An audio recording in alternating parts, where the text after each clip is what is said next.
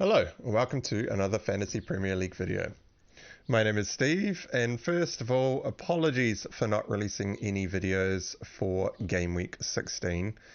I was struck down on Thursday last week with illness and bedridden for 4 days with a headache that just wouldn't cease and was so bad that I couldn't even watch any screens or any football. Non-stop body aches that made me feeling like a crippled old man, a fever that persisted throughout, an unplanned 50-hour famine, all of which left me feeling rather delirious. So thanks to those of you in the comments who wished me well. That was very much appreciated. But even though the fever is somehow still persisting as of right now, I'm now at least well enough to get on camera and record some FPL content. Now, a lot has happened since my last video release. There are some key assets that we need to talk about, some strategy decisions heading towards the blank, wildcard considerations, and some very astute community questions that came up, which I have not yet been able to answer. Now, obviously, this is all way too much for this one video. We'll just be focusing on a couple of key assets in this one, but you can expect to see these topics being covered in the coming videos this week. And also, if you have dropped a comment recently that I haven't yet answered, I have read them all and I haven't forgotten you.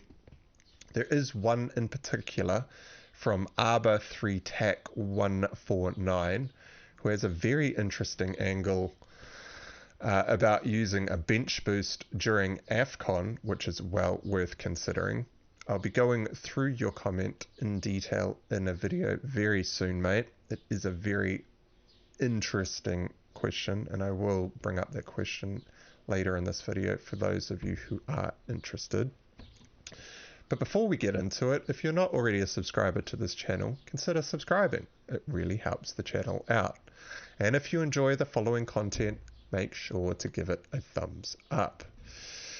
Right, so game week 16, I scored 52 points. I only got 10 men out onto the pitch, which is not ideal. 2 of my defenders got negative points. I mean, it's a bit of a shit show all around, really. But I was actually only 1 point off my safety score somehow, which was miraculous. I've dropped slightly from... It's been 5 red arrows in a row. It's not great reading. I was 28k in game week 11. 51k, 83k, 88k, 92k, 95k. I mean, they're all pretty tiny red arrows in the last 3 weeks, but it is not the colors of arrows that I want to be seeing.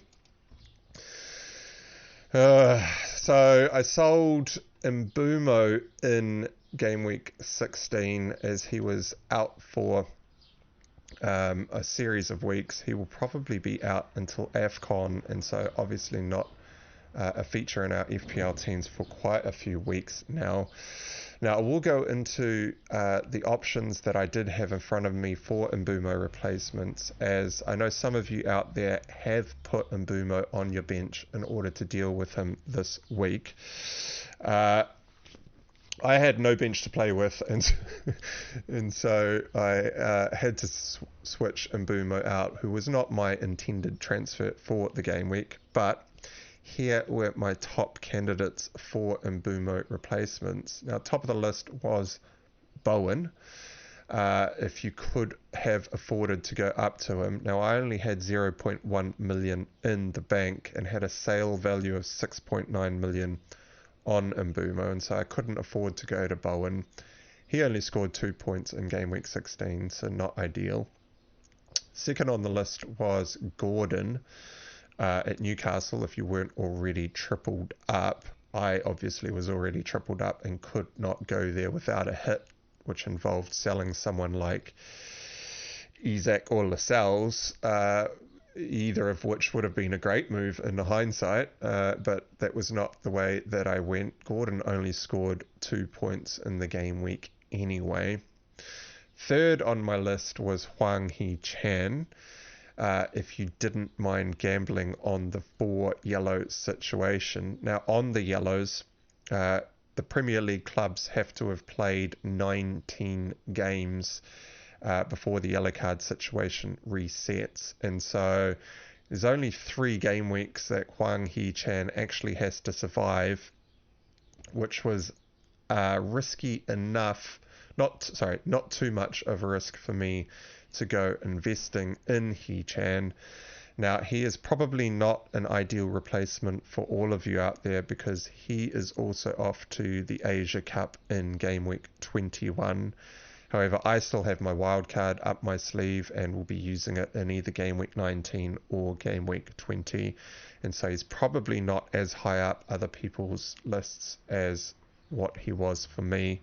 I went with him because he has had some pretty decent attacking stats for a little while. 0.3, 0.95, 0.11 not ideal, and 0.3 before I brought him in. And of course, the minute that I bring him in, he gets an XGI of 0.05, which is not what you want to be seeing.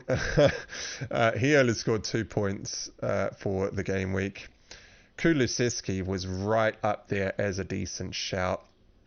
And Newcastle did look very tired in their match prior to game week 16, and he was very close to coming into my squad.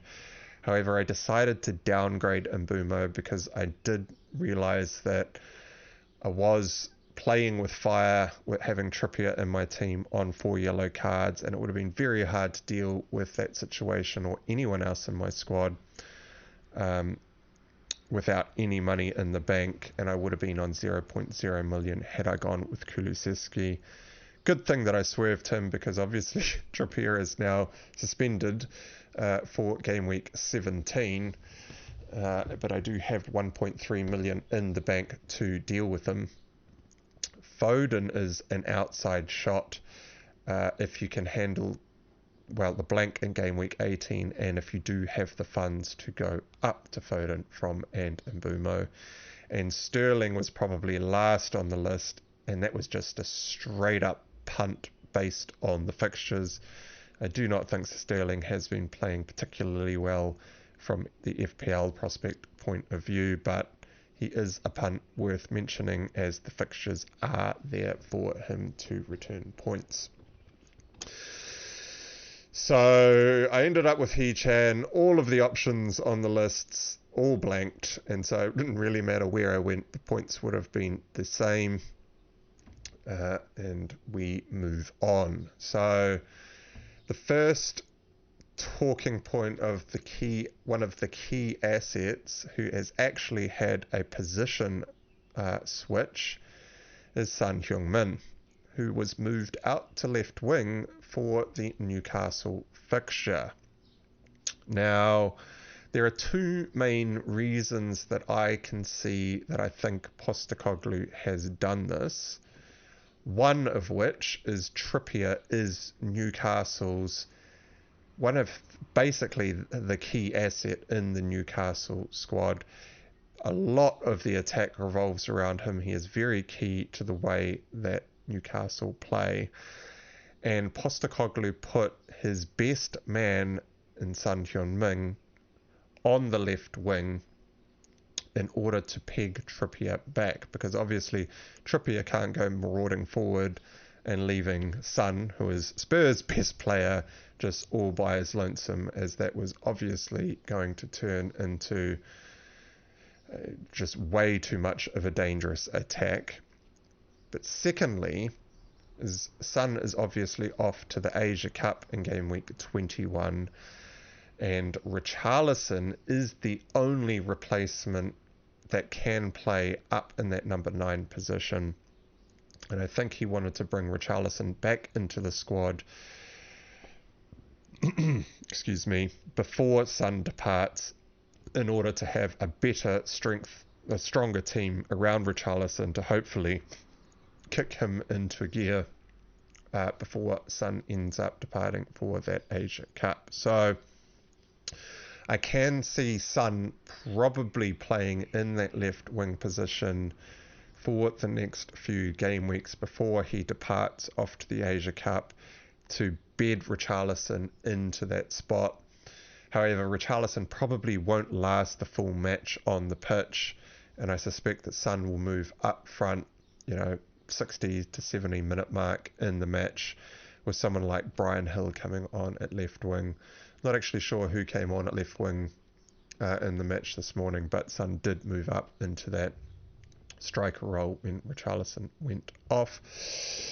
And I don't think that the move out to left wing is going to detriment Son's ability to score FPL points too much. I mean, look at what happened in the fixture this morning. Newcastle are usually a very strong team, and Son has come away with an absolute monster haul of 17 points this week.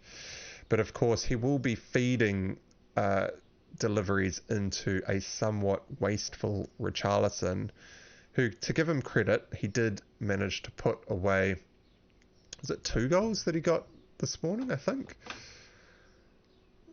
I think it was 2 goals. He missed an he missed an absolute sitter. Yeah, he did get 2 goals. He missed an absolute sitter for his hat-trick. Like, I don't know. It looks like he chucked his whole body at it, like kind of missed it with his hand up in the air. I don't know what he was doing.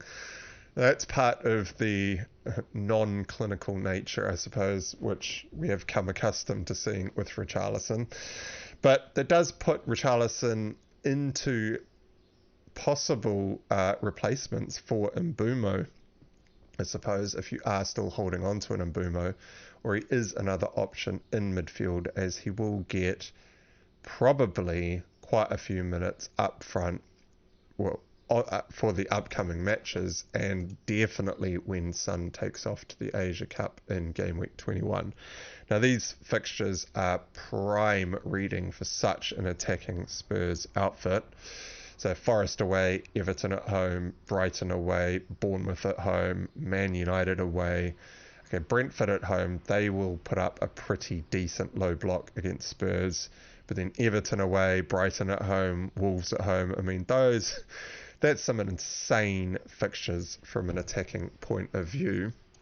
And if you are inclined to gamble on a non-clinical player like Richarlison, he could come back into your thoughts for FPL. So next on the list is Trippier. Now, excuse me,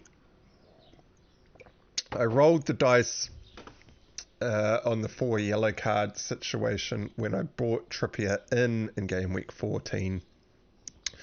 And for the first 2 game weeks, he looked like he was well aware that he was on those 4 yellows and wasn't quite going into tackles as heavily. He has picked up the 5th yellow card in the fixture this morning, which is not an ideal situation, as he is at home to Fulham this week, which would have been a great fixture for Trippier. And he has now given me a huge headache.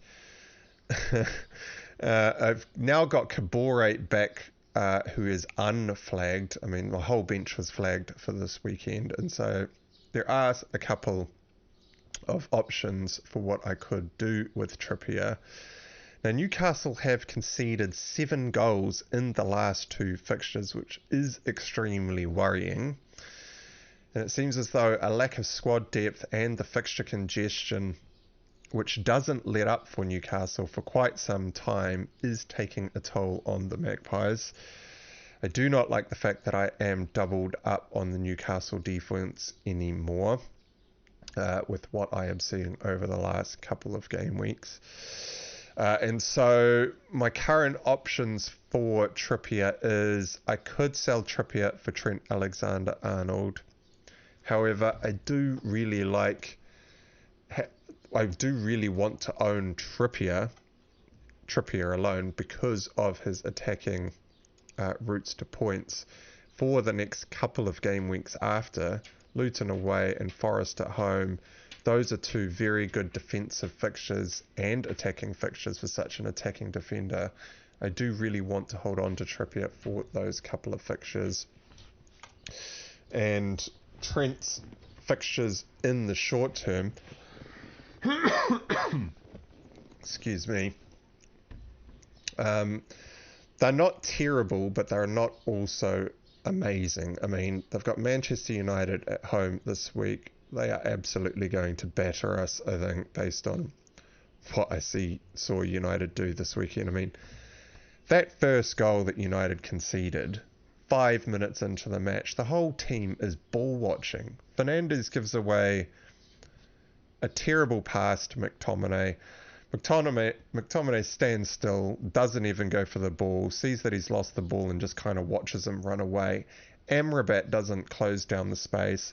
Fernandes, who gave the ball away, just kind of watches him and doesn't move to try and get the ball back, which he gave away.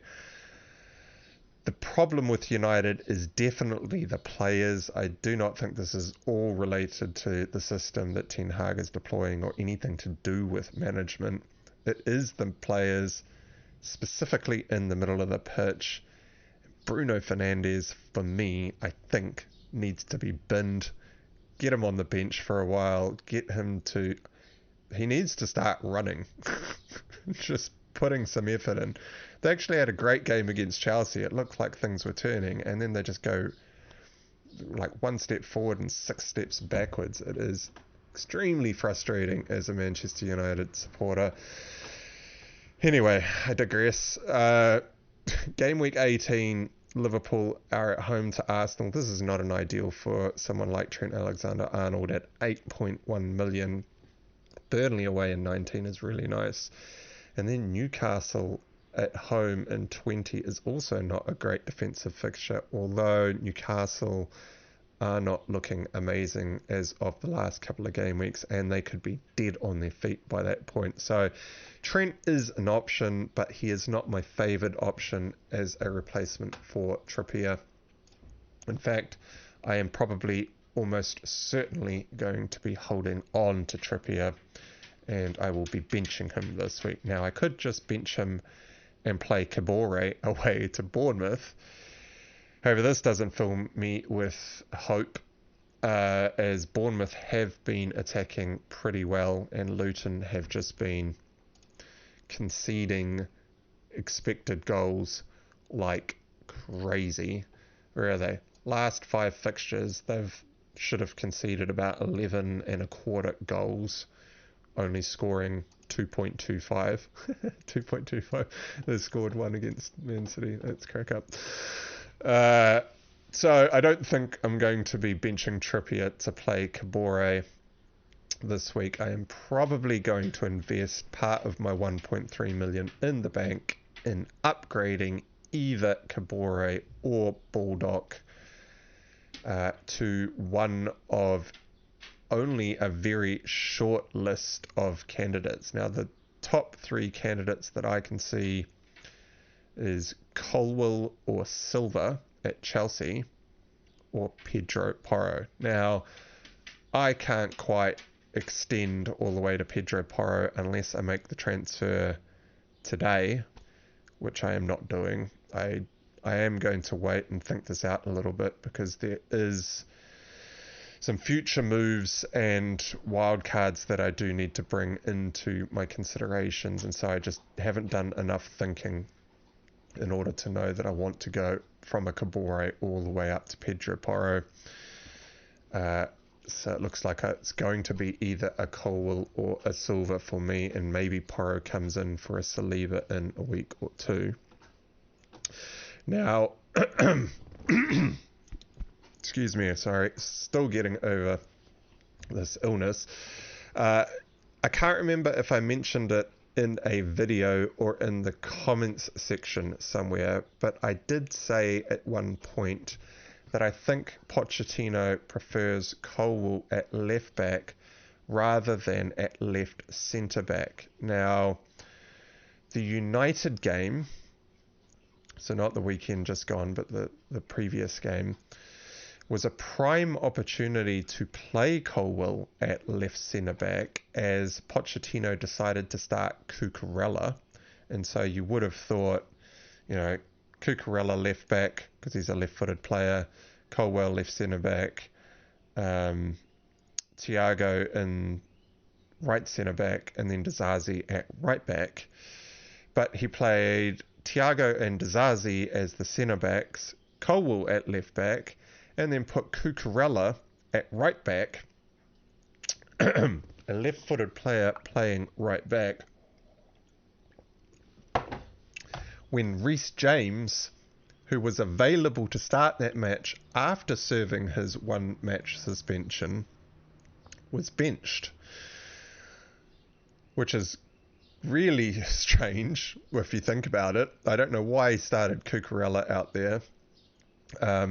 James had had his full rest from being suspended. He's a right-footed player. Is probably one of their best players when he is fit and healthy. And so I can only assume that something isn't still quite right with Reece James, and maybe his match fitness isn't quite there, or maybe he was just angry with Reece James for getting himself sent off. Who knows? But it is another nail in James's coffin for FPL prospects moving forward. So if you were at all considering jumping on Reece James for Chelsea's amazing run of upcoming fixtures, I think it is just a complete and utter no-go. Right, and so the last talking point is Isak and the Newcastle attack. God, sorry. Excuse me. Now, Isak has been horrible to own since I bought him in game week 14. Not only did I bring him in for a hit in the week where Watkins actually ended up with a goal and an assist and Isak blanked, Isak actually ended up with an XGI of 0.98 in that game and blanked. He then followed it up with an XGI of 0.46 and blanked, and then 0.83 in the game this morning and blanked. And to make matters worse, Wilson, who was meant to be out for another week or two by the early estimates when I actually bought Isak in, has now returned early and played 26 minutes in the match this morning, and earned the assist that Isak would have gobbled up. Now, just as a side note, for those of you who heavily rely on expected stats, I need to point out when they lie to you. Now, Wilson passed the ball to Joelinton for Joelinton's goal in the match this morning. Now, if you go and have a look at the highlights, Joelinton is inside the 18-yard box, unmarked, smack bang centre of the goal with the whole goal to aim for, and it goes down as a 0.05 expected stat. So Wilson gets the 0.05 for the pass because Joelinton takes a 0.05 shot. Now, there is no way that that goal is only scored 1 in 20 times in the Premier League. That is just absolute fibs. Like, these expected stats are completely lying. So it is worthwhile having a look over the expected stats once you have seen the match and find out where things aren't making sense, so that in future, if you do look back, you can realize that that was nowhere near a 0.05 expected stat. Now, I do digress there, but given Wilson has been out for over a month, I'm guessing he probably won't be ready to start in game week 17 just yet. They do have a midweek fixture in the Champions League this week, and I expect Wilson to probably get a couple of 30-minute appearances, very similar to what he did in the match this morning, as he works his way back to fitness. Now, if there wasn't a full-on fixture congestion, I would have expected it to go 30 minutes, 45 minutes, maybe a 60-minute appearance before he starts interchanging with Isak. But because there is such a heavy fixture congestion, he'll probably get a couple of runs out off the bench for about 30-odd minutes at the end of the match. But there is a much bigger chance now that Wilson does come back to full match fitness very quickly, and Eddie Howe relies on him given how tired Newcastle do look. Now, excuse me, what I think might happen is, obviously we could just see Isak and Wilson share minutes, but what we could also see is Isak starting matches and then potentially being moved out to the wing when Wilson comes on, in order to give the wingers a much needed rest, as they do way more running than solo strikers do.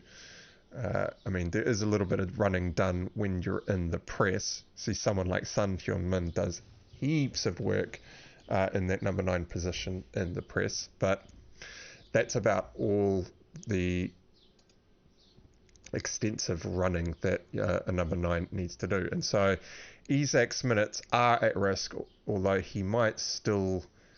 we might get lucky and he gets moved out to the wing. But I think this is probably enough to now look at getting rid of Isak if you are in fact an Isak owner.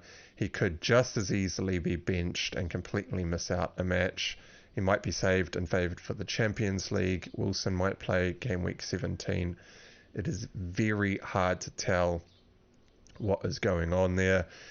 Now, the best replacement that I can see for Isak is, in fact, Ollie Watkins, if you can, in fact, get up to him. Ollie Watkins is one of the standout captaincy candidates in the blank in game week 18. The reason I did bring Isak in is I thought he was also a good shout for captaincy in game week 18, as he is away to Luton.